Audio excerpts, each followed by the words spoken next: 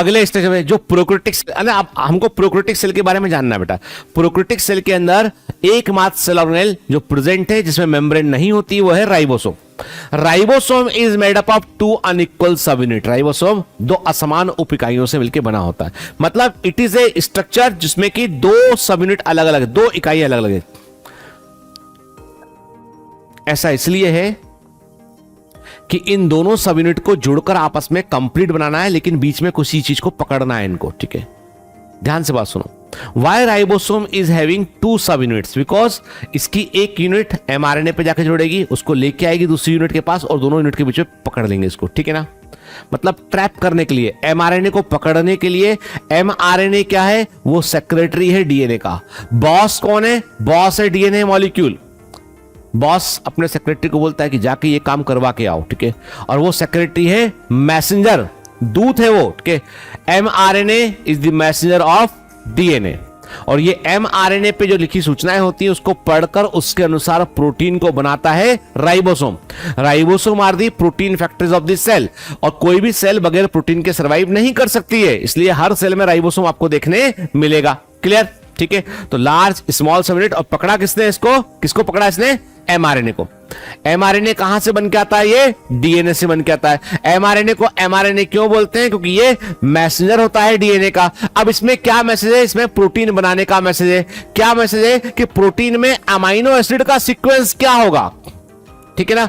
Protein में amino acid का sequence क्या होगा? ये बिल्कुल वैसी वाली बात है कि आपकी टीचर आपको कहती है कि बेटा जो कैट की स्पेलिंग में सी आएगा, फिर ए आएगा, फिर टी आएगा, ठीक है ना। वो कहती है आपसे टीचर कि जो है यदि तुम जो है वो, मतलब वो कहती है कि मान लीजिए हमने कहा कि ये है आपका CAT कैट, ठीक है, ACT एक्ट। अरे लेटर तो वही है, ये मतलब दोनों का बदल गया। लेटर तो ये वही है ना बेटा, ठीक है ना। CAT और ACT है ना, एक्ट हो गया और एक कैट हो गया। इट मींस कि प्रोटीन को बनाने वाले अमीनो एसिड के सीक्वेंस को बदलोगे तो मतलब बदल जाएगा, प्रोटीन का टाइप बदल जाएगा, है ना बेटा, ठीक है।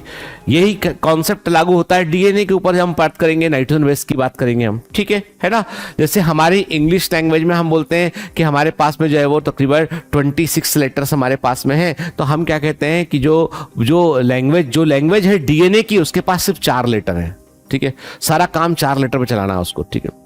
लेकिन वो 4 लेटर जो है, जब प्रोटीन के बारे में बात करेंगे तो प्रोटीन बोलेगा कि मेरे को बनाने वाले लेटर जो है वो संख्या में 20 हैं। हर अमीनो एसिड एक लेटर के समान काम कर रहा है, ठीक है। वो एक यूनिट के रूप में काम कर रहा है, वो जुड़ रहा है। अमीनो एसिड के जुड़ने पे क्या बन रहा है? प्रोटीन बन रहा होता है, ठीक है। तो जो भी सीक्वेंस यानी दिमाग में डाल लेते हैं, अभी जब पढ़ेंगे तब पढ़ेंगे। प्रोटीन के अंदर अमीनो एसिड के सीक्वेंस को डिसाइड करता है एमआरएनए, और हर एक प्रोटीन यूनिक होता है क्योंकि उसके अंदर अमीनो एसिड का यूनिक सीक्वेंस हमको देखने मिलता है। और उसी एमआरएनए पर प्रेजेंट, यानी जो एमआरएनए से राइबोसोम क्या पढ़ता है? अमीनो एसिड का सीक्वेंस पढ़ता है, और उसके अकॉर्डिंग 2 अमीनो एसिड को आपस में जोड़ेगा, पेप्टाइड बॉन्ड को बनाएगा, और उससे प्रोटीन चेन बनती है बेटा, ठीक है ना। अब याद, वेरी वेरी इंपॉर्टेंट, इस पर क्वेश्चन आता है। और ये जो यहाँ चार्ट है ना, ये मॉलिक्यूलर बेस ऑफ इनहेरिटेंस तक काम आएगा आपको, ठीक है ना। फटाफट बना लीजिए जल्दी से, ठीक है। प्रोकैरियोटिक राइबोसोम 70S टाइप के हैं। यूकैरियोटिक राइबोसोम क्या है बेटा? 80S टाइप के हैं। प्रोकैरियोटिक राइबोसोम 70S है, यूकैरियोटिक राइबोसोम 80S टाइप के हैं, ठीक है।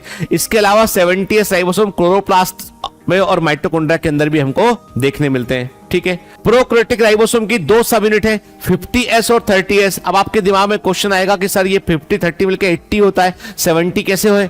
अब ये क्वेश्चन दिमाग में रखिएगा, जब राइबोसोम को डिटेल में पढ़ेंगे तब बात करेंगे कि ये क्यों है ऐसा, ठीक है। अभी हमने क्या कहा?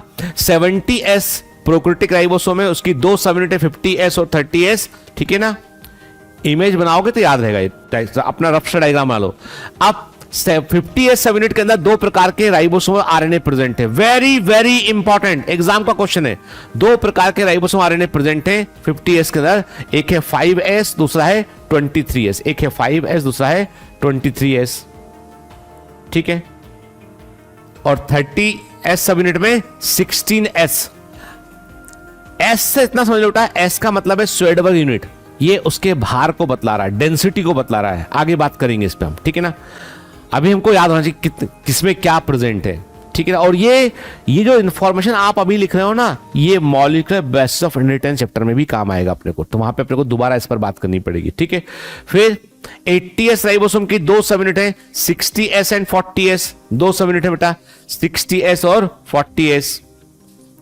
60S के पास 3 प्रकार के राइबोसोमल आरएनए हैं। क्या है? 3 प्रकार के राइबोसोम आरएनए हैं, 5S, 5.8S और 28S। 40S सब यूनिट के पास एक प्रकार का राइबोसोम आरएनए है, 18S। 40S के पास एक प्रकार का राइबोसोम आरएनए है, 18S। क्वेश्चन इज दैट कौन सा राइबोसोम आरएनए प्रोकैरियोटिक और यूकैरियोटिक के बीच कॉमन है? 5S कॉमन है, ठीक है ना, 5S कॉमन है, ठीक है ना। 3 प्रकार के राइबोसोम आरएनए 70S राइबोसोम में प्रेजेंट है, 4 प्रकार के प्रेजेंट है 80S राइबोसोम में। डेरिवेटिव क्वेश्चंस के लिए तैयार रहिए। जो इंफॉर्मेशन तुम पढ़ते हो ना, उस पर क्वेश्चन कैसे ड्राइव होता है वो आपको पता होना चाहिए, ठीक है ना, ठीक है बेटा, इंपॉर्टेंट बात, ठीक है। जो प्रोकैरियोटिक सेल है उसके पास जो राइबोसोम है वो साइटोप्लाज्म में बिखरे हुए हैं। हालांकि एनसीईआरटी ये भी लिखती है कि ये सेल मेम्ब्रेन से जुड़े होते हैं, सभी सेल मेम्ब्रेन से जुड़े हुए नहीं होते हैं। देयर आर सर्टेन राइबोसोम जो साइटोप्लाज्म में बिखरे हुए होते हैं, और वो एक एमआरएनए पर कई सारे राइबोसोम, एक एमआरएनए पर कई बड़ी संख्या में राइबोसोम उससे जुड़ जाते हैं। अब ध्यान से बात सुनिए, ये जो पर्पल कलर से निकल रहा है ना, ये क्या, ये प्रोटीन चेन बन के बाहर निकला, पॉलीपेप्टाइड चेन बन रहा है। पॉलीपेप्टाइड चेन का मतलब है अमाइनो एसिड के जुड़ने पर पेप्टाइड बॉन्ड बनेगा और एक लंबी श्रृंखला बनेगी बेटा, उसको क्या बोलेंगे? उसको पॉलीपेप्टाइड बोलेंगे उसको हम, ठीक है। तो क्या हो रहा है, एमआरएनए पर राइबोसोम की लार्ज सब यूनिट, स्मॉल सब यूनिट, उसने एमआरएनए को पकड़ा, जुड़ गए उससे, और ऐसे कई राइबोसोम जब जुड़ जाएंगे इसमें तो उसे बोलेंगे हम पॉलीसोम। क्या बोलेंगे? इसको बोलेंगे हम पॉलीसोम के। तो इसे इसके लिए क्या वर्ड यूज करेंगे? इसके लिए वर्ड यूज करेंगे हम पॉलीसोम वर्ड का हम यूज करेंगे। पॉलीसोम का मतलब है एक एमआरएनए पर कई सारे राइबोसोम जो है वो जुड़े होते हैं, तो क्या बनेगा? पॉलीसोम बनेगा वो, ठीक है। पॉलीसोम जो होता है, it is the unit which is showing the protein synthesis. ये प्रोटीन सिंथेसिस को बताने वाली इकाई होती है, ठीक है ना, क्लियर। और एक एक वर्ड का मतलब समझिए, टर्मिनोलॉजी आपको शुरू से ध्यान देना है टर्मिनोलॉजी पे। सेल के अंदर The process of protein formation in cell is known as translation, ठीक है ना, लिखा है ना, डायरेक्शन ऑफ ट्रांसलेशन। सेल के अंदर प्रोटीन बनने की प्रक्रिया को ट्रांसलेशन कहते हैं। अब आप बोलोगे सर ये ट्रांसलेशन क्यों कहते हैं? क्योंकि लिखा था मैसेज एमआरएनए पे, एमआरएनए ने मैसेज को लेके आया डीएनए से, अब वो लेके क्या लिखा क्या है, उसको ट्रांसलेट कर रहा है राइबोसोम कि ये लिखा है प्रोटीन बनाने के लिए। क्या लिखा है? प्रोटीन बनाने के लिए, ठीक है। जैसे होता है ना कि अपन देखते हैं कि कोई दूसरी भाषा का लेटर आ गया, अपन कहते हैं क्या लिखा, पढ़ के बताओ, उसमें तमिल में लिखा, अपने को किसी को तमिल नहीं आती तो कोई बताएगा कि तमिल का में इसका मतलब ये है, ठीक है।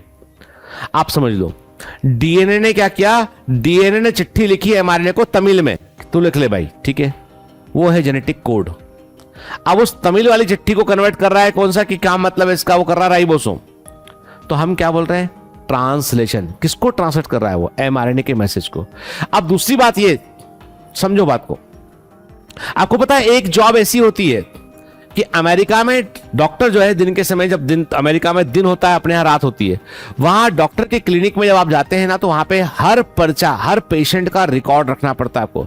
आपको पता है जब मैंने यूएस में पीजी डायबिटोलॉजी किया मैंने, तो वहां पे पेशेंट बाहर वेटिंग लॉन्ज में बैठा होता है, आप डॉक्टर जो है वो अपने कैबिन से बाहर जाएगा, hello mister Smith please can you come inside. वो आएगा, फिर आके अपनी कहानी बताएगा पूरी ना, आप अच्छे से सुनेंगे पूरी कहानी टोके बगैर उसको, ठीक है, ओके है ना। मैं ask some symptoms about your disease present problem, okay okay, फिर बताएगा, ठीक है। फिर आप धीमे धीमे पूछेंगे उसको, पूछेंगे मैं तुमको छू सकता हूँ, टच कर सकता हूँ क्या, जांच कर सकता हूँ, है ना। इतने सम्मान से बात करते हैं। अपने जगह क्या करते हैं, अपने जगह डिफरेंट ट्रीटमेंट होता है पूरा, है ना। यदि बुला लिया सम्मान से तो पेशेंट बोलेगा ये तो चलती नहीं होगी डॉक्टर की, तभी तो बुला रहे सम्मान से मेरे को इतना, ठीक है ना। तो मतलब, तो वहां पे क्या एक जॉब होता है मेडिकल कि आप डॉक्टर, वहां पे सब कुछ, कोई बीमार पड़ता पूरा पे करती है इंश्योरेंस कंपनी, आदमी को कोई बिल पे नहीं करना। सबके पास कार्ड होते हैं, वो कार्ड मशीन में रहते हैं, और डॉक्टर के जो पास जो पर्चा होता है ना, वो भी सरकार देती है, उस पर नंबर डला होता है, बाकायदा बार कोड। डॉक्टर दवा का नाम नहीं लिख सकता, डॉक्टर को केवल मॉलिक्यूल लिखना है उसमें। फिर वो पर्चा लेके जाएगा मेडिकल स्टोर, फार्मेसी पे जाएगा, फार्मेसी फार्मासिस्ट होगा, उसको पढ़कर उसके अकॉर्डिंग मेडिसिन देगा, कौन से ब्रांड की देनी है उसको वो देगा, ठीक है ना। डॉक्टर ब्रांड का नाम नहीं लिख सकता यहाँ पे यूएस के अंदर, ठीक है। और किस डोज में दवा देनी है डॉक्टर नहीं बताएगा, डॉक्टर सिर्फ मॉलिक्यूल बताएगा, वो बताएगा फार्मासिस्ट कि इस डोज में ये दवा तब तब लेनी है तुमको, ठीक है। पूरा सिस्टम वैसा है। केस लग गया डॉक्टर पे एक कि तुमने ट्रीटमेंट गलत किया, तो पूरी जिंदगी भर की कमाई जो है वो जा चली जाएगी। इतने बड़े बड़े केस लगते हैं और वहां पे कोड भी बड़ी स्ट्रिक्ट है, ठीक है। केस सुन के कोई काम होता ही नहीं वहां पे, ठीक।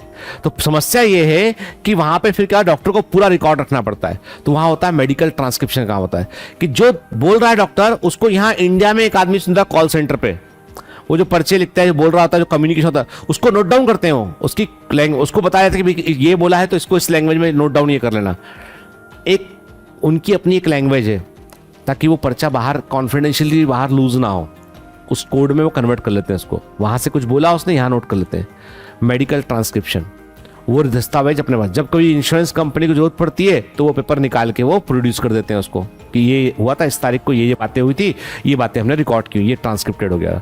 आपके व्हाट्सएप पे लिखा होता है एंड टू एंड एनक्रिप्शन लिखा होता है कि बीच में से कोई मैसेज को पढ़ नहीं सकता है।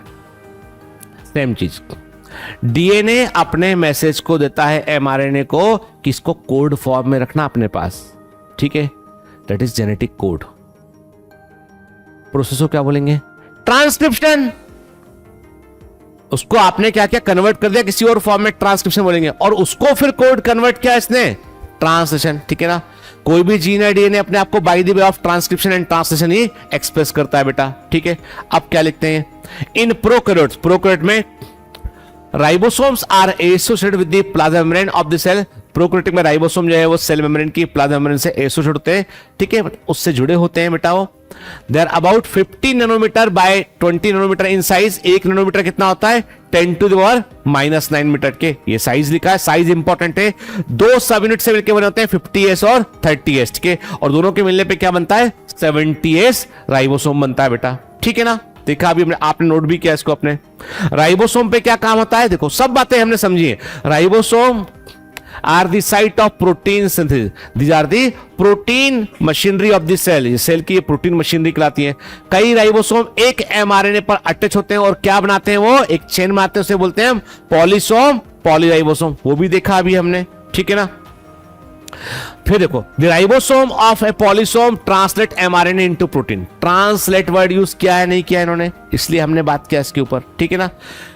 राइबोसोम, पॉलीसोम के जो राइबोसोम होते हैं वे एमआरएनए को प्रोटीन में ट्रांसलेट करते हैं। एमआरएनए की सूचनाओं के आधार पर उसकी इंफॉर्मेशन के बेसिस पे वो प्रोटीन को बनाते हैं, ठीक है।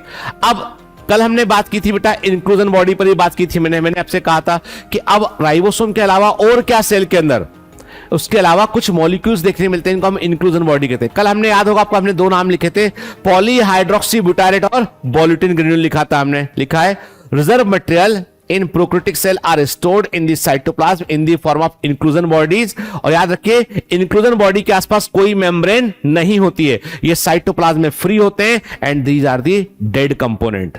ये लिविंग है, ये डेड कंपोनेंट होते हैं, ठीक है ना। क्या मॉलिक्यूल्स हैं ये? तो फॉस्फेट ग्रेन्यूल है, साइनोफाइसिन ग्रेन्यूल है और ग्लाइकोजन ग्रेन्यूल के नाम याद रखेंगे कि फॉस्फेट ग्रेन्यूल हो गए, साइनोफाइसिन ग्रेन्यूल और ग्लाइकोजन ग्रेन्यूल हो गए, ठीक है। कुछ बैक्टीरिया होते हैं उनमें गैस वैक्यूल, जो बैक्टीरिया को तैरना होता है पानी पे, बायोन्सी प्रोवाइड करने के लिए कुछ ऐसे वैक्यूल होते हैं जिनमें गैस भरी होती है, उनको हम गैस वैक्यूल कहते हैं, ठीक है ना। किसमें देखने मिलते हैं हमको? ये blue green, purple and green photosynthetic bacteria में देखने मिलते हैं। इंपॉर्टेंट है, अंडरलाइन कर लीजिएगा इसको, इंपॉर्टेंट बेटा, ठीक है ना। याद रखना है इसको, क्लियर?